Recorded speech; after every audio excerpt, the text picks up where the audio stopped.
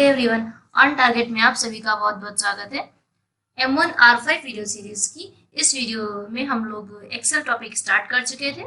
अभी हम लोग एक्सेल के कुछ नए पॉइंट्स सीखने वाले हैं। जैसे कि इससे पहले हम लोगों ने कुछ बेसिक पॉइंट सीखा था, कैसे हम एक्सेल ओपन करते हैं और एक्सेल के जो एलिमेंट्स कंपोनेंट्स होते हैं वो सब क्या होते हैं।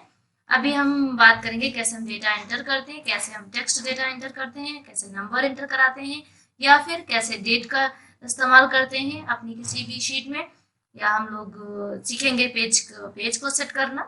ये सब चीजें अब आज की इस वीडियो में लोग सीखने वाले हैं। सभी चीजों को सीखने के लिए आपको वीडियो लास्ट तक देखना होगा। तो चलिए स्टार्ट करते हैं।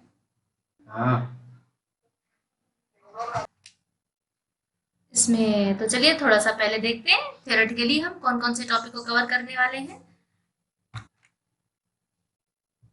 एक बार थोड़ा सा थ्योरेटिकली हम लोग देखते हैं, उसके बाद में बात करेंगे हम लोग प्रैक्टिकल में। इन सभी चीज़ों को अप्लाई करके देखेंगे। जैसे कि बात की थी मैंने डेटा एंटर कराने की, जिसमें हम लोग देखेंगे कैसे हम टेक्स्ट डेटा एंटर कराते हैं या नंबर डेटा, या फिर कैसे हम डेट को एंटर कराते हैं किसी एक सेल में।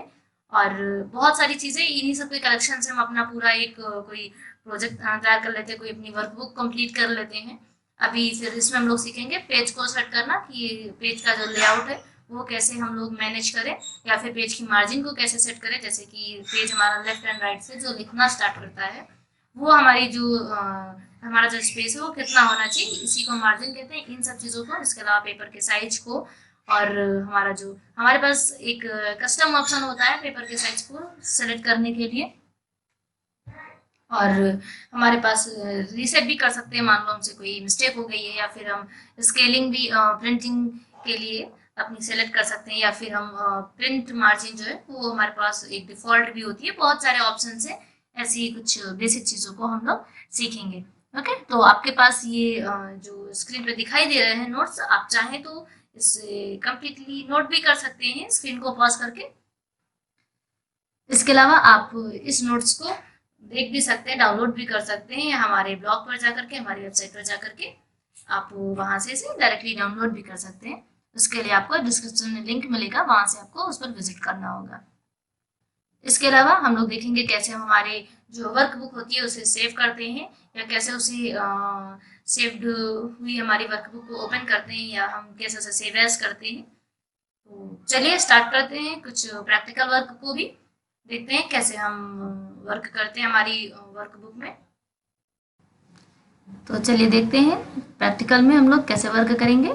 हमारे पास हम पेज लेआउट को सेट करने के लिए, हमारी मार्जिन को या पेज की सेटिंग को चेंज करने के लिए हमें यहाँ पर एक ऑप्शन मिलेगा, जिसे हम मेन्यू बार में पेज लेआउट टैब के नाम से जानते हैं। यहाँ पर हमें क्लिक करना है।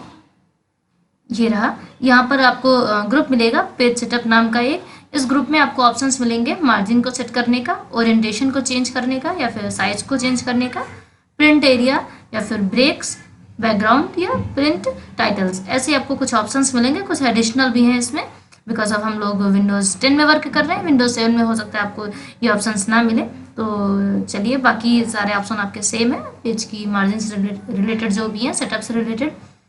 तो स्टार्ट करते हैं। इसके लिए आप देख सकते हैं यहाँ पर मार्जिन आपको ऑप्शन मिलेगा। यहाँ से आप नॉर्मल कर सकते हैं, इसे वाइड कर सकते हैं, इसे नैरो कर सकते हैं। यहाँ पे आपके पास कस्टम मार्जिन का ऑप्शन है। कस्टम का इस्तेमाल आप तभी अच्छे से कर पाएंगे जब आप ज़्यादा से ज़्यादा प्रैक्टिस करेंगे, ज़्यादा से ज़्यादा प्रैक्टिकली वर्क करेंगे। तब आपकी समझ में आएगा कि आप उसे कस्टम कैसे आप सेट करें कि आपके वो डॉक्यूमेंट के अकॉर्डिंग साइज मिल जाए आपको। बाकी इसके अलावा आप के लिए ऑप्शंस भी हैं कि आप नैरो, वाइड एंड नॉर्मल में अपना डॉक्यूमेंट कंप्लीट कर सकते हैं। ओके, यहाँ से बात करते हैं हम ओरिएंटेशन की। ओरिएंटेशन हमारे पास दो है, एक पोर्ट्रेट का है, दूसरा लैंडस्केप का है। अगर हम पोर्ट्रेट करेंगे तो चेंज रहेगा, एंड अगर हम लैंडस्केप करते हैं तो हमारी वर्कबुक चेंज रहेंगी। एंड एक और चीज़ की हम इन सभी ऑप्शंस का जो इस्तेमाल करते हैं, ये हमारे एक्सेल के इस शीट में हमें नहीं दिखाई देगा, बिकॉज ऑफ जब हम इसे प्रिंट करना चाहेंगे या जब हम इसे सेव करेंगे, तब हम इसे अच्छे से देख पाएंगे कि हमने जो भी चेंजेस किए हैं वो कैसे लुकअप में हमें मिल रहे हैं। ओके, एंड यहाँ से हम साइज भी इसका सेट कर सकते हैं। कैसे हमें लेटर चाहिए, टैबलॉइड चाहिए, लीगल चाहिए, statement, executive, A3, A4, A5, ऐसे बहुत सारे ऑप्शंस हमारे पास है। यहाँ पर हमारे पास और भी पेपर साइज है, उनका भी हम इस्तेमाल कर सकते हैं कस्टम का। यहाँ से हमें क्लिक करना है। उसके बाद यहाँ पर हमारे पास हम एडजस्ट कर सकते हैं स्केलिंग को, या फिर हम फिटेड कर सकते हैं पेज की वाइड को, या हम पेज का जो टॉल साइज यानी पेज की लंबाई कितनी होनी चाहिए, ये सभी चीज़ें हम यहाँ पर कस्टमाइज कर सकते हैं। ओके, तो अब बात करते हैं हम पेज ब्रेक की। पेज ब्रेक का इस्तेमाल हम हमारा जो भी हमारी शीट है उसको अगर बीच से हम ब्रेक करना चाहते हैं, तो बीच से ब्रेक करने का मतलब ये होता है कि हमारा जो पेज है वहीं पर उसके दो पार्ट हो जाएंगे। ओके, तो इस तरह से हम उसको ब्रेक कर सकते हैं। और हम पेज ब्रेक की हुई चीज़ को रिमूव भी कर सकते हैं। मीन्स हमारा जो भी डॉक्यूमेंट ब्रेक के बाद चला गया होगा, वहाँ पर मूव कर गया होगा, वो डेटा हमें फिर से उसी एक पेज में मिल जाएगा।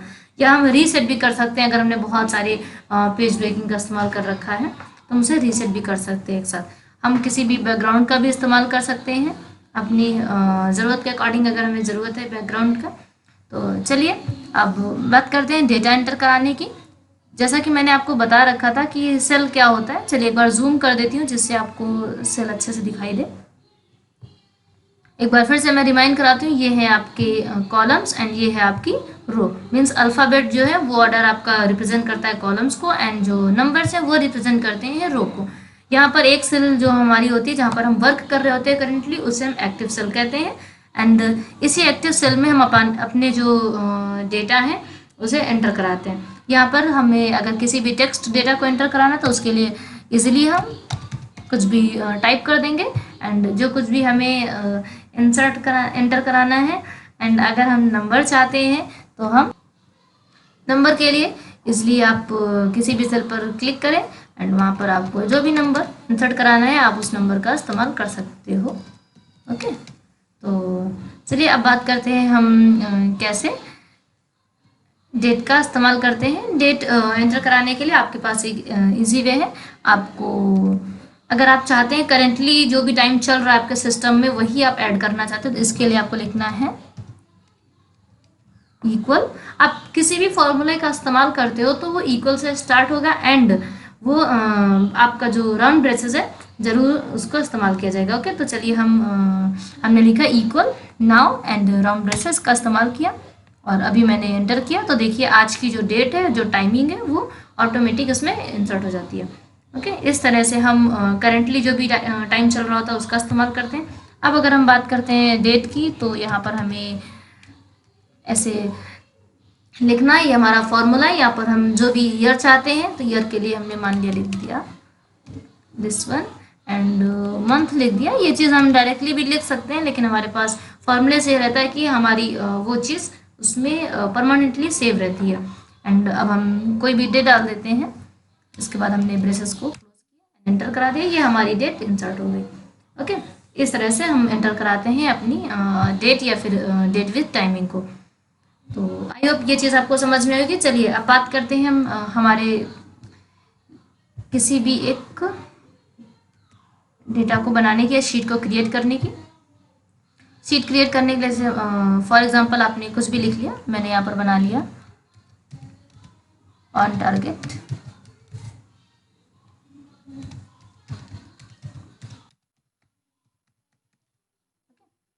आप देख पा रहे हैं कि ये हमारा जो डेटा है ये एक आपके कॉलम में नहीं आ पा रहा है। इसके लिए हमें क्या करना है, इसे हम अगर चाहते हैं कि इसकी जो मार्जिन है वो पूरे में होनी चाहिए एक साथ, तो इसके लिए हमें इसे सिलेक्ट करना है, देन यहाँ पे मर्ज एंड सेंटर का इस्तेमाल करना है, और ये हमारा डेटा अच्छे से रिप्रेजेंट हो जाएगा। इसके बाद में यहाँ पर हम कुछ भी लिख सकते हैं। तो चलिए कुछ मैं लिख देती हूँ।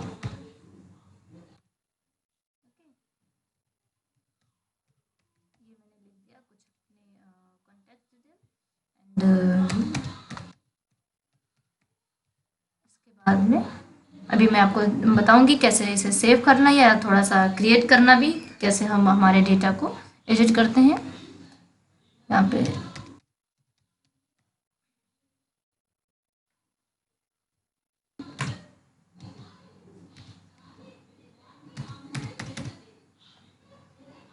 ये कुछ हमारे कॉन्टैक्ट हैं जहाँ पर आप हमें कॉन्टैक्ट कर सकते हैं।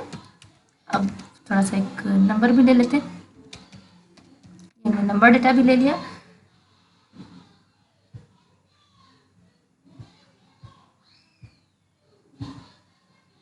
यहाँ पे ये रहा, आप हमें जहाँ कहीं भी कांटेक्ट कर सकते हैं, मैंने वो सभी चीज़ें आपको बता दी। ओके, अब वो इसे हम लोग क्रिएट करना, एडिट करना चाहते हैं, तो इसके लिए हमारे पास ऑप्शन है। मैंने इसे सिलेक्ट किया, आप जैसा भी चाहें एक एक से सिलेक्ट कर सकते हैं आप सेपरेटली भी, एंड ये आपके पास ऑप्शन है, आप एक साथ भी उसे एडिट कर सकते हैं, उसे जो भी आप फॉर्मेटिंग देना चाहते हैं उसे दे सकते हैं। फिर हमने इस पूरे डेटा को एक साथ सिलेक्ट किया, एंड हम यहाँ से ऑटोफिल करना चाहें तो हम ऑटोफिल कर सकते हैं। जैसे यहाँ पर हमने साइज पर हम गए और हम सेल को ऑटोफिट रो हाइड कर सकते हैं, तो रो हमारी ऑलरेडी ऑटोफिटेड है। हमें यहाँ पर कॉलम की विड्थ को सही करना, तो ऑटोफिट मैंने कर दिया। तो आपने देखा जो कुछ भी हमें सही से नहीं दिख रहा था, जैसे कॉन्टैक्ट अस जो हमारा साइज था, वो कॉलम हमारा जो सेल था उससे बाहर जा रहा था, तो अभी वो सब हमारा फिटेड हो गया। इस तरह से हम इसे एडिट भी कर सकते हैं। फिर हमारे पास और भी ऑप्शन है, जैसे कि हम इसके बैकग्राउंड की जो थीम होती है, हम उसके कलर को चेंज कर सकते हैं। ठीक है, इस तरह से हम इसके कलर को चेंज करते हैं, या आप चाहे तो इसकी डिटेल्स जो आपका फॉन्ट है उसका आप कलर चेंज कर सकते हैं। फॉन्ट का जो आपका फॉन्ट है आप उसे भी चेंज कर सकते हैं, यहाँ से आप कोई भी फॉन्ट इस्तेमाल कर सकते हैं।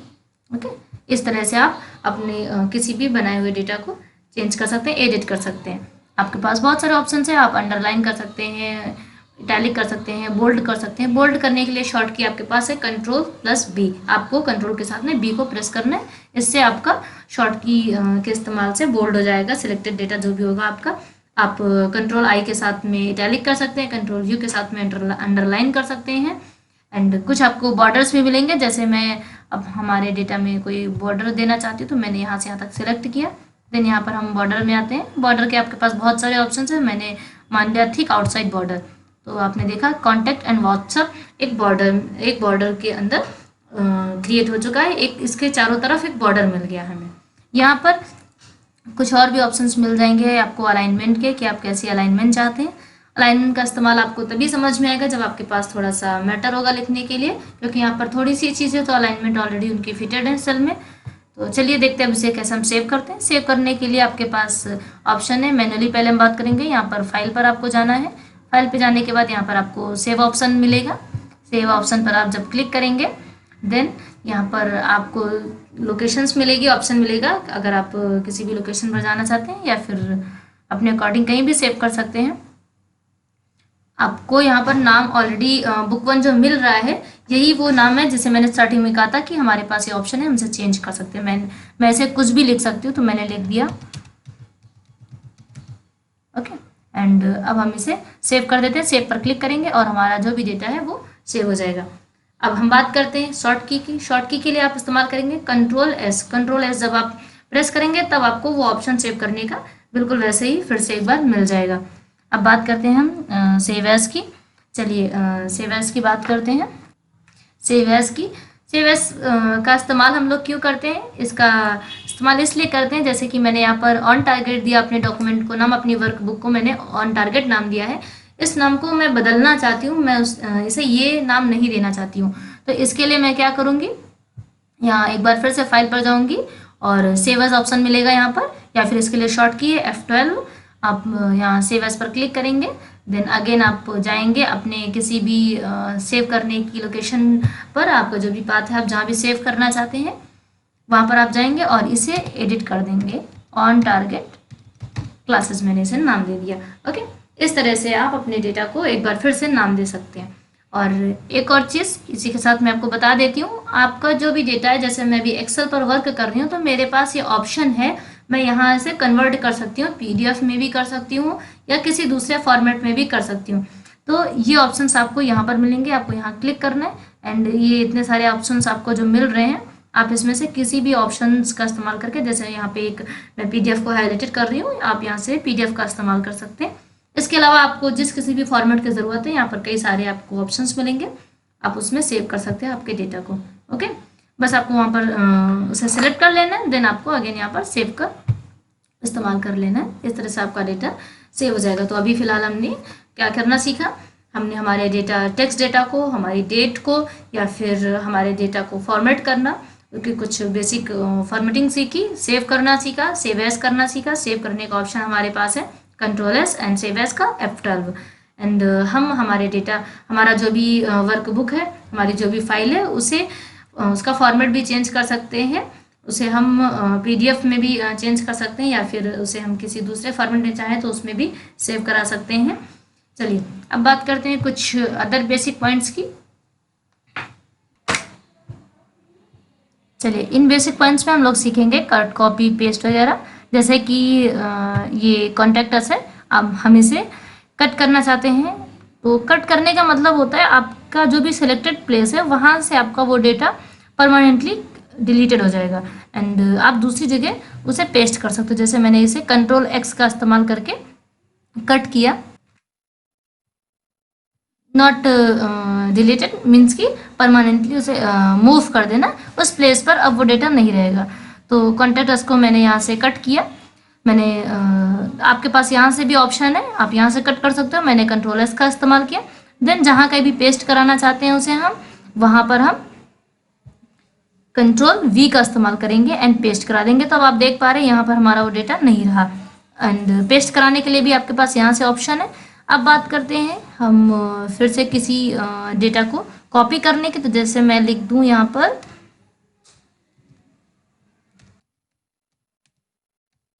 ये, अब इसे कॉपी करना चाहते हैं तो इसके लिए मैंने इसे सिलेक्ट किया। देन इसे कंट्रोल से इसे कॉपी किया। कॉपी का मतलब है उसी की एक कॉपी को हम लोग दूसरी जगह पेस्ट कराएंगे, वो डेटा उस जगह पर भी रहेगा एंड दूसरी जगह पर भी हमें मिल जाएगा। जैसे कि मैंने उसे वहाँ पर कॉपी किया था, देन दूसरी जगह पर आकर एक शॉर्ट की का इस्तेमाल करते हुए कंट्रोल V का इस्तेमाल किया एंड ऐसे ही कंट्रोल V का इस्तेमाल करते हुए हम इजीली अपने उसी डेटा को बार बार पेस्ट करा देंगे, हमें लिखने की ज़रूरत नहीं है। इस तरह से हमने अलग डबल क्लिक किया एंड वो सिलेक्टेड कैटेगरी जो एरिया था हमारा वो हट चुका है। ओके, इस तरह से मैंने इसे कॉपी पेस्ट एंड कट करना सीखा। चलिए अब बात करते हैं कुछ दूसरे ऑप्शंस की। अब यहाँ से आप डिलीट करना भी सीख लीजिए। जैसे कि ये कॉन्टैक्ट अस है, मुझे इसकी ज़रूरत नहीं, मैंने इसे सेलेक्ट किया। आपके कीबोर्ड में एक की मिलेगी आपको डिलीट नाम की, आप उससे भी डिलीट कर सकते हैं या फिर यहाँ पर राइट क्लिक करके भी आपको आपने जो भी डेटा सेलेक्ट कर रखा है,